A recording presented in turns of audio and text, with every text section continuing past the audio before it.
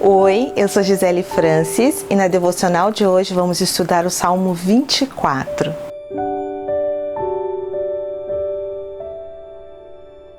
Eu fiz uma série aqui no canal do Salmo 23 bem legal e hoje eu queria fazer essa devocional com vocês sobre o Salmo 24, que é logo depois do 23. Quero assim ler com vocês com duas versões e ainda com uma Bíblia de estudo. Quais são as Bíblias que a gente vai usar hoje?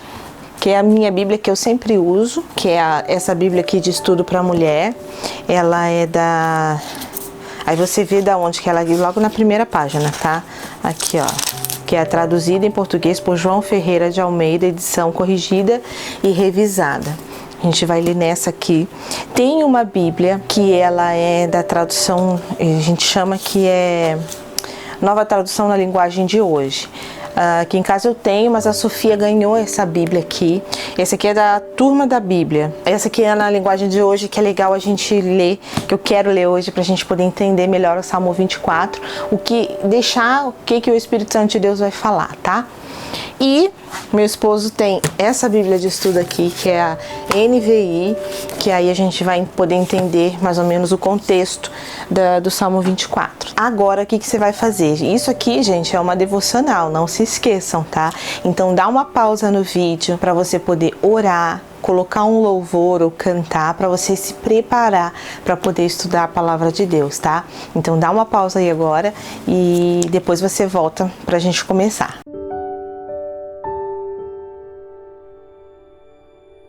Salmo 24, a gente vai ler. Essa Ferreira de Almeida aqui está dizendo aqui que é fiel ao original. Cadê? Onde é que está escrito isso? Fiel ao texto original. Aí eu vou ler o versículo 1 numa Bíblia e depois na outra, tá? Pra gente poder entender, que às vezes é bem parecido, né? O título, né, do Salmo 24. O domínio universal de Deus, que é o Salmo de Davi. Na linguagem de hoje diz que é quem pode ir ao templo. Versículo 1. Do Senhor é a terra e a sua plenitude, o mundo e aqueles que nele habitam. Na linguagem de hoje é bem parecido também, ó. Ao Senhor Deus pertence o mundo e tudo o que nele existe. A terra e todos os seres vivos que nela vivem são dele. Essa minha Bíblia aqui de estudo da mulher não tem referência. Esse aqui da Sofia tem. Então, logo depois aqui do versículo 1, tem um númerozinho aqui do lado, ó.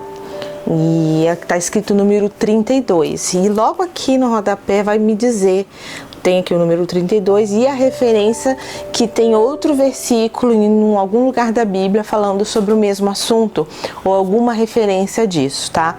Que aí fica lá em 1 Coríntios 10, 26 falando sobre esse primeiro versículo, de que tudo pertence a Deus, que tudo, né, os seres vivos, tudo que nele existe. Então vamos ver o que diz lá, 1 Coríntios 10, 26. Pois, como dizem as Escrituras Sagradas, a terra e tudo o que nela existe pertence ao Senhor.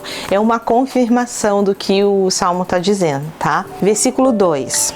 Vamos ler primeiro na João de Almeida.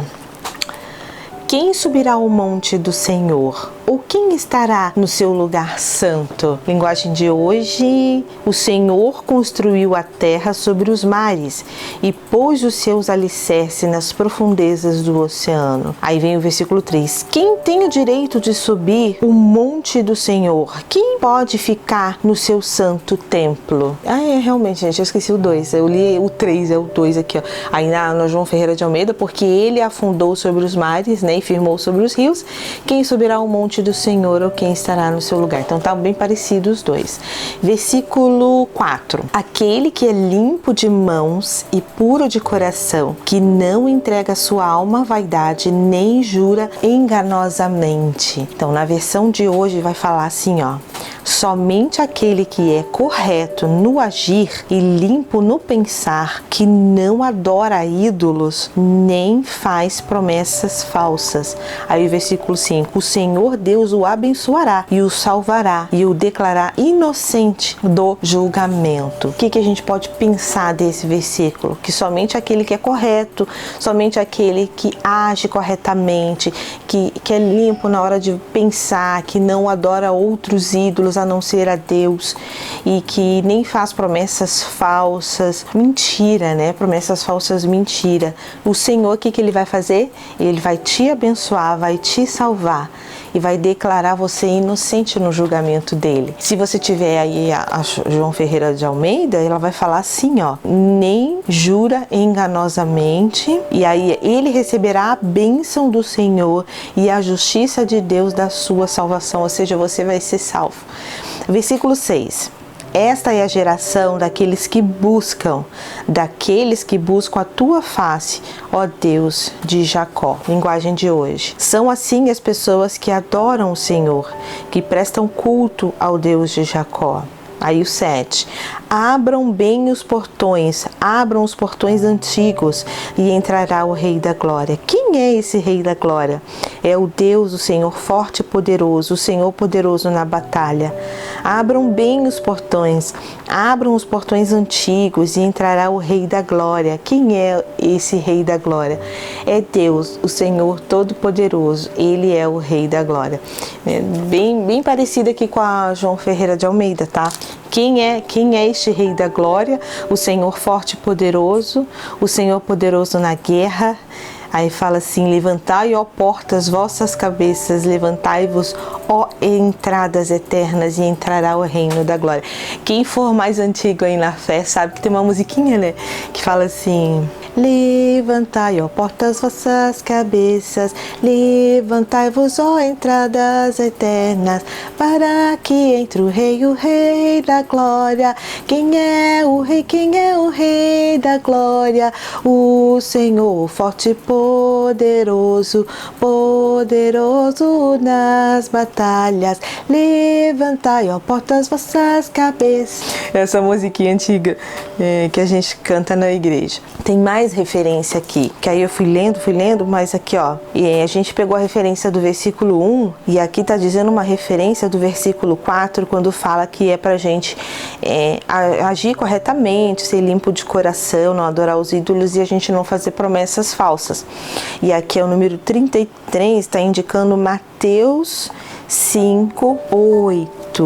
Mateus 5 está falando sobre o Sermão do Monte. Versículo 8. Felizes as pessoas que têm o coração puro, pois eles verão a Deus. Olha que interessante, já mais uma informação. Porque se a gente tiver tudo isso que foi dito no versículo 4, ali de Salmo, lá em Mateus 5, versículo 8, confirma que aqueles que têm o coração puro, eles vão poder ver a Deus. Tem outra referência aqui, que é no versículo 6. São assim as pessoas que adoram ao Senhor, que prestam culto ao Deus de Jacó, que aí vai ser em Salmo 15, 1, 2 e 3. Tá falando sobre o hóspede de Deus. Aí ó, o Senhor Deus, quem tem o direito de morar no teu templo? Quem pode viver no teu monte santo? Só tem esse direito aquele que vive uma vida correta, que faz o que é certo e o que é sincero e verdadeiro no que diz. Ele não fala mal dos outros, não prejudica os seus amigos e não espalha boatos a respeito dos seus vizinhos. Qual é o assunto central aqui do Salmo 24? Que nós precisamos adorar o Senhor, reconhecer quem é esse Rei, quem é esse Deus e quem poderá então habitar no monte? Quem vai poder viver juntamente com ele? Quem é limpo de coração, a gente já sabe que vai ver a Deus. Mais um versículo aqui confirmando de um coração limpo. Cuidado a hora de falar de outras pessoas. Muita gente, né, não falar mal das pessoas. E a gente vê realmente, tem gente que chega perto da gente para falar mal. Porque fulano é assim, que não sei o que, não sei o que. Você acha que se ele tá falando mal de uma pessoa, você acha que ele não vai falar mal mal de você, também vai. Então é diferente quando a gente está conversando com alguma pessoa bem íntima e fala, olha, fulano fez isso, fez aquilo, vamos orar por ele, né? Vamos ajudar, naquele sentimento de poder ajudar. Mas tem gente que não, que quer chegar e falar mal mesmo. Então é isso que o Salmo 24 está dizendo, que a gente precisa agir corretamente, além de não falar mal dos outros, pois é também não adorar outros ídolos a não ser a Deus, tá?